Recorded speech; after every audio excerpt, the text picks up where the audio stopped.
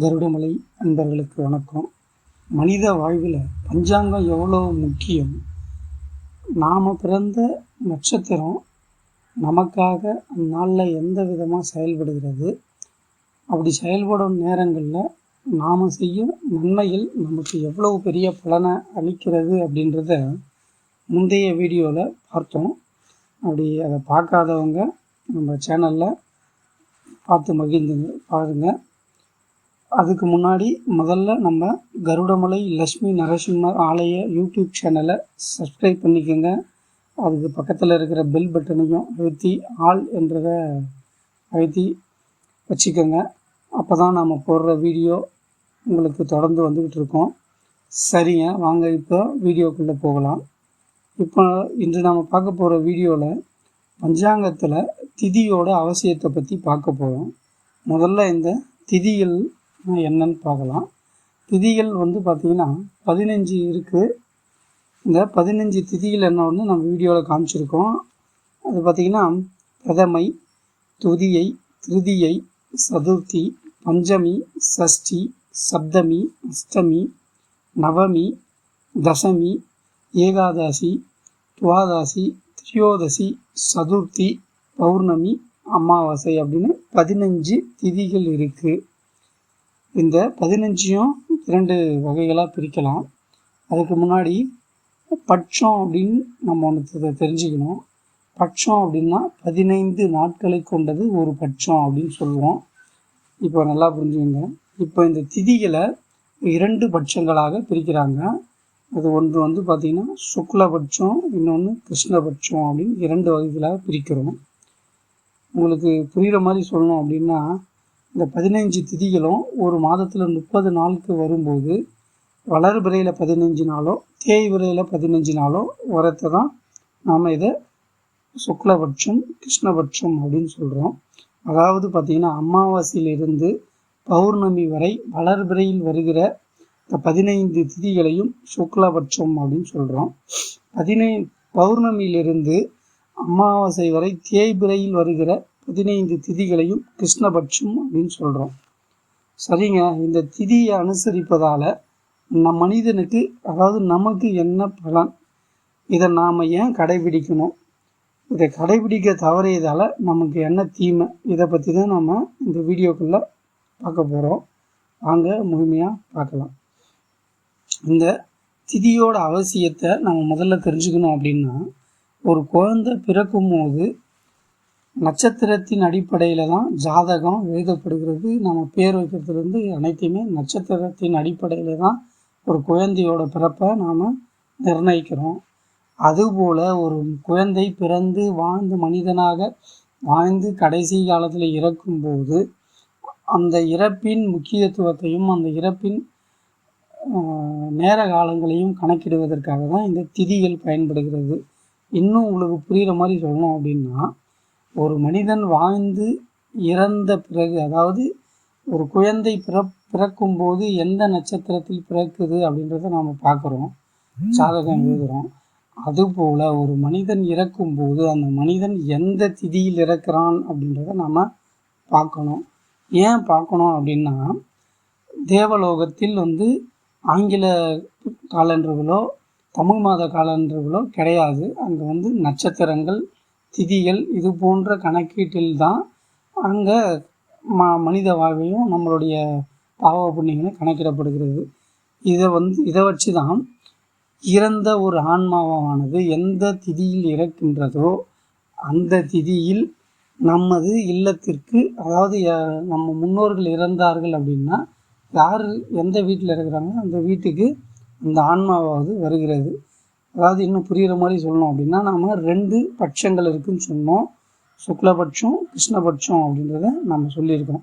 அதாவது வளர்பிறையில் ஒரு ஆன்மா, சப்போஸ் சொல்கிறேன், ஏகாதசி திதியில் வளர்பிறையில் அந்த ஒருவருடைய உயிர் பிரிந்தது அப்படின்னா அந்த ஆன்மாவாகப்பட்டது அதே வளர்பிறை ஏகாதசி என்று நம்ம வீட்டுக்கு வரும். அப்படி வீட்டுக்கு வரும்போது நாம் அதற்கு தேவையான உணவையும் தண்ணீரையும் பருகத்துக்கு கொடுக்கணும். ஏன்னா அது பசியோடு இருக்கும். அந்த ஆன்மாவுக்கு உணவளிக்கக்கூடிய பொறுப்பும் கடமையும் அதனுடைய வாரிசுகளாய நமக்கு தான் இருக்குது. ஸோ அதனால் அந்த ஆன்மாவிற்கு உணவையும் தண்ணீரையும் நம்ம கொடுக்க வேண்டியது அவசியம். ஆனால் நல்லா சிந்திச்சு பாருங்கள், இன்றைய காலகட்டத்தில் நாம் யாரையுமே அந்த திதியையோ அந்த நாட்களையோ கணக்கில் கொள்வது கிடையாது. ஏன் அப்படின்னா, நாம் இன்றைய காலகட்டத்தில் அனைவருமே ஆங்கில தேதிகளை மட்டுமே கணக்கில் கொண்டு ஆங்கில தேதியில் மட்டுமே இந்த ஆன்மாவிற்கான அதிக செலவு செஞ்சு படையலை கூட வச்சு நல்ல முறையில் செய்கிறோம். ஆனால் பார்த்திங்கன்னா, நம்ம ஆங்கில தேதியில் வைக்கும் படையலை அந்த ஆன்மாக்களால் ஏற்க முடியாது. ஏனென்றால் அந்த ஆன்மாக்கள் அன்று நமது இல்லம் தேடி வருவதில்லை. ஆதலால் என்று அந்த ஆன்மா இறக்கிறதோ, எந்த திதியில் இறக்கிறதோ அந்த திதியில் நம்மால் இயன்ற உணவையும் பருக நீரையும் வைத்து வழிபட்டோமேயானால் நமக்கு இந்த ஆன்மாவால் எந்தவித துன்பமும் ஏற்படாது. என்னங்க, நம்மளுடைய முன்னோர் ஆன்மா எதனால் நமக்கு துன்பம் விளைவிக்கும் அப்படின்னு உங்களுக்கு ஒரு சந்தேகம் ஏற்படலாம். ஆமாங்க, அந்த ஆன்மாவுக்கு மேலோகத்தில் உணவு இருக்காது. அதனுடைய வாரிசுகளாகிய நாம தான் அதற்கு உணவு கொடுக்கணும். நல்லா யோசித்து பாருங்கள், அந்த ஆன்மாக்கள் என்று இறந்ததோ அந்த திதி என்று தான் நம்ம இல்லத்திற்கு வரும். ஆனால் நாம் அன்னைக்கு உணவு வைப்பதற்கு பதிலாக வேறொரு நாள் உணவு வைக்கிறோம். அந்த ஆன்மாக்கள் வராத நாட்களில் உணவு வைக்கிறோம். அப்படி அந்த ஆன்மாக்கள் வரும் நாட்களில் நம்ம இல்லத்துக்கு எந்த வித உணவும் அருந்தாமல் நீரும் பருகாமல் வெறும் பசியோடு திரும்பி செல்கின்றன. இதையே தொடர்ந்து நம் இல்லத்திற்கு பசியோடு திரும்பி செல்லும்போது அந்த ஆன்மாவிற்கு நம் மீது கோபம் ஏற்பட்டு நம்மை சபிக்க தொடங்குகிறது, நமக்கு சாபம் விடுகிறது. இந்த சாபமாகப்பட்டது எப்போதுமே நல்லா புரிஞ்சுக்கோங்க, எப்போதுமே முன்னோர்கள் சாபம் வீழ்ந்தது அப்படின்னா நமக்கு குலதெய்வ சாபமும் தொடர்ந்தே வீழ்ந்துவிடும்.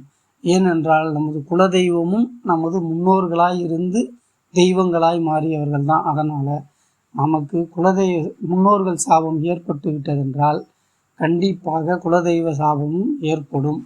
நீங்கள் இதை எப்படி தெரிஞ்சுக்கலாம் அப்படின்னா, ஒரு சில பேர் ஒரு சில சாமியாடிகள்கிட்டவோ இல்லை ஜோசியக்காரர்கிட்டவோ போயிருப்பீங்க, இல்லை ஒரு ஆன்மீகவாதிகள்கிட்டோட உங்களோட குடும்ப பிரச்சனையை பற்றி கேட்டிருப்பீங்க. அப்படி கேட்கும்போது அவங்க சொல்லியிருப்பாங்க, உங்களுக்கு முன்னோர் சாபம் இருக்குது அப்படின்னு. அதை கேட்கும்போது நீங்கள் அவங்க பொய் சொல்கிறாங்கன்னு கூட நினச்சிருப்பீங்க. நல்லா சிந்திச்சு பாருங்கள், நாம் சொன்ன இந்த கான்செப்ட் தான். அதாவது அந்த முன்னோர் ஆன்மா நம்ம வீட்டுக்கு வரும்போது சாப்பாடு வைக்கிறது கிடையாது. வேறொரு நாளில் தடல் உடலாக நம்ம அதிக படையல் வச்சு சாப்பாடு வைக்கிறோம். அது அவங்க உட்கொள்வது கிடையாது. இந்த புரிதல் இல்லாதால் தான் நாம் இது போன்ற உண்மையான சாமியாடிகளோ இல்லை ஜோதிடர்களோ ஆன்மீகவாதிகளோ சொல்லும் போது அதை நம்ம பொய்யான்னு நினச்சிக்கிறோம். இப்போ உங்களுக்கு நல்லாவே புரிஞ்சிருக்கும், நிச்சயமாக புரிஞ்சிருக்கும்னு நினைக்கிறேன். எப்போது நமக்கு முன்னோர்களின் சாபம் ஏற்படுகிறதோ அப்போதே நமக்கு குலதெய்வ சாபமும் கண்டிப்பாக ஏற்படுகிறது. சரிங்க, இது போன்ற நம்ம குடும்பங்களில் குலதெய்வ சாபமும் முன்னோர்கள் சாபமும் ஏற்பட்டால் நமக்கு எந்த மாதிரி பிரச்சனை பாதிப்புகள் ஏற்படும் அப்படின்னா, முதல் விஷயம், நம்மளோட குடும்பம் அந்த வாரிசுகளோடு இல்லாத நிலை ஏற்பட்டு சந்ததியிலே இல்லாமல் இதோடு நின்றுவிட ஒரு சூழ்நிலையை உருவாக்கிவிடும். இது புரிகிற மாதிரி சொன்னோன்னா, முதல்ல திருமண தடை ஏற்படுத்தும். அப்படியும் திருமணம் ஆகியிருந்ததுன்னா குழந்தையின்மையை கண்டிப்பாக நமக்கு ஏற்படுத்தி கொடுக்கும். இந்த மாதிரி பாதிப்புகள் இந்த மாதிரி விஷயங்களால் ஏற்படுத்தப்பட்டு நமது வம்சமே அழிவதற்கு காரணமாக அமைகிறது. இது என்னடா இது, இவன் ஏதோ ஒரு விஷயத்த இது மாதிரி சொல்கிறான் அப்படின்ற கூட நீங்கள் நினச்சி பார்க்கலாம். ஆனால் இதுதான் உண்மை. உண்மையான ஆன்மீகவாதிகள் யாருமே இதை சொல்வது கிடையாது. ஏதோ போலிகள் அவங்க தம்பட்டம் வச்சு ஒரு மாதிரியாக பண்ணிட்டுருக்காங்க. அந்த கதை நமக்கு தேவையில்லை. இதை நீங்கள் கடைபிடிச்சு பாருங்கள், நிச்சயமாக உங்களுக்கு ஒரு மாற்றம் ஏற்படும். இதே நல்லா ஒரு சிந்திச்சு பாருங்களேன்.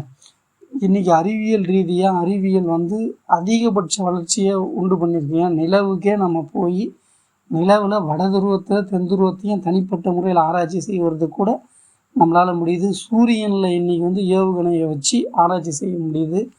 ஆனாலும் இன்றைக்கி இருக்கிற சூழலில் எத்தனையோ குடும்பங்களில் குழந்தையின்மை அப்படின்ற பிரச்சனை பாதிப்பு உண்டாகிட்டு தான் இருக்குது. இதை நம்ம அறிவியலால் ஏன் சரி செய்ய முடியலை? நல்லா புரிஞ்சுக்கோங்க. நீங்கள் எத்தனை முறை மருத்துவமனையில் ட்ரீட்மெண்ட் பார்த்தாலும் நமது முன்னோர்களுடைய சாபமோ குலதெய்வ சாபமோ ஏற்பட்டது அப்படின்னா நம்ம உடல் ரீதியாக நமக்கு வந்து நோய்களை உண்டாக்கும். அந்த நோய்களுக்கு நம்ம என்னதான் மருத்துவ ரீதியிலான சிகிச்சைகள் பார்த்தாலும் அந்த சிகிச்சைகள் பலன் தராது. எனவே முதல்ல நீங்கள் செய்ய வேண்டியது உங்களுடைய முன்னோர்களுக்கு சரியான முறையில் திதி கொடுங்க. திதி அப்படின்னா அந்த உணவு முறைகளை கொடுங்க. மாதம் வர உங்கள் முன்னோர்களுக்கு தெரிஞ்ச உங்கள் முன்னோர்கள் என்னைக்கு இறந்தாங்க அப்படின்னு திதி தெரிஞ்சதுன்னா மாதம் வர அந்த திதி என்று உங்கள் முன்னோர்களுக்கு உணவு நீர் வச்சு பழகுங்க. அப்படி உங்களுக்கு தெரியல அப்படின்னா முக்கியமான அந்த அமாவாசை நாட்களில் உங்கள் முன்னோர்களை நினச்சி எள்ளு சாதமும் நீரும் காக்கைக்கு வைங்க. இதன் மூலிமா உங்கள் முன்னோர்கள் வந்து உணவு சாப்பிட்டு உங்களை வாழ்த்துவாங்க. அப்படி பண்ணும்போது இதை கண்டினியூவாக நீங்கள் செஞ்சுட்டு வரும்போது நிச்சயமாக இதெல்லாம் செஞ்ச பிறகு நீங்கள் மருத்துவத்தை அணுகுனீங்க அப்படின்னா கண்டிப்பாக உங்களுக்கு பலன் கிடைக்கும். இதை வந்து ஒரு முறையாவது கண்டிப்பாக முயற்சி செஞ்சு பாருங்கள். எத்தனையோ குடும்பங்களில் இந்த மாதிரி பாதிப்புகள் இருக்குது. இதை வந்து உங்களுக்கு பிடிச்சவங்க யாரோ ஒருத்தர் சொன்னாங்க நினச்சி, இல்லை உங்கள் குலதெய்வமோ இல்லை உங்கள் குலதெய்வத்தின் மூலமாக குலதெய்வம் என் மூலமாக சொல்லியிருக்கு அப்படின்னு நினச்சி இதை நீங்கள் முயற்சி செஞ்சு பார்க்கணும். இது போன்று இன்னொரு விஷயமும் இருக்குது, நவகிரக தோஷம். இந்த நவகிரக தோஷம் எதனால் ஏற்படுது அப்படின்றது நமக்கு ஜாதக ரீதியாக ஏற்படுது.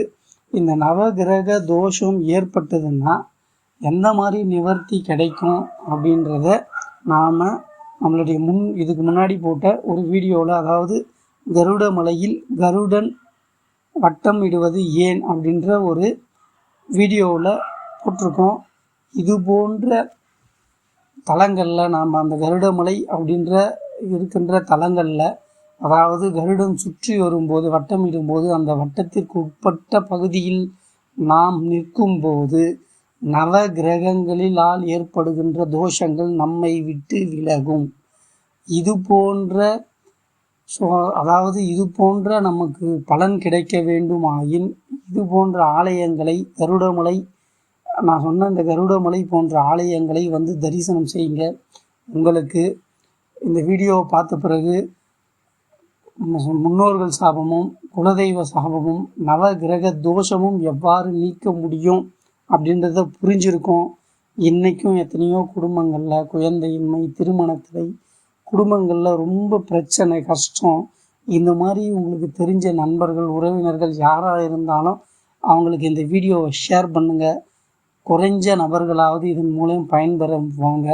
நான் நிச்சயமாக சொல்கிறேன், ஆன்மீகத்தில் என்னுடைய இறைவன், என்னோட தெய்வமான என் குருவும் என் தெய்வமும் இதை எனக்கு சொல்லி நான் உங்களுக்கு உங்ககிட்ட பகிர்ந்துக்கிட்டு தான் நான் நினச்சி தான் இந்த பகிர்வை போடுறேன்.